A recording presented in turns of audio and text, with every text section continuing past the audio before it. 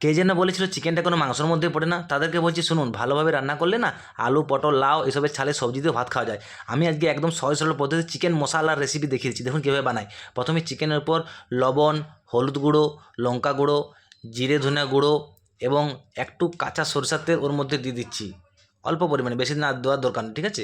এবং অল্প পরিমাণে কাগজির রস, তাহলে খুব ভালো লাগে খেতে। এবং ওর গায়ে কালো কালো দাগ আছে বলে একটুকু ফেয়ার অ্যান্ড লাভলি, আরে ওরখানে ফেয়ার অ্যান্ড লাভলি, আমাদেরখানে ওটা টক দই। এটা দিয়ে ভালোভাবে ম্যারিনেট করে নিচ্ছি। ভালোভাবে ম্যারিনেট করলে না দেখলেই তো আপনার কাঁচা খেতে মন যাবে, ও কী লাগছে। এবার ওই কড়াই গরম তেল করে খানিকটা আলু পিস পিস করে, বড় বড় পিস পিস করে হলুদ নুন দিয়ে ভালোভাবে ভেজে নিচ্ছি। আর আমরা বাঙালি, আলু না হলে চলে নাকি?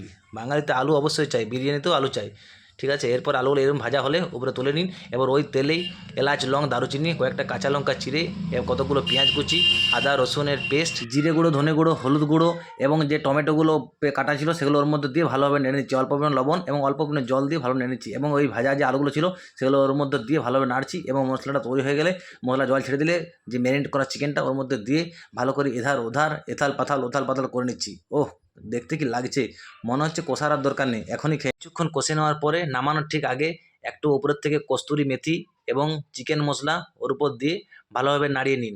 তারপর দীর্ঘ প্রতীক্ষার পর প্লেটের মধ্যে তুলে নিন সেই চিকেন মশলা। উফ, দেখতে কি লাগছে, মনে হচ্ছে তো এখনই খেয়ে নিই। আরে আমি কী করে খাবো, আমার মেয়ে প্লেট নিয়ে বসে আছে, বলছে আমি খাবো।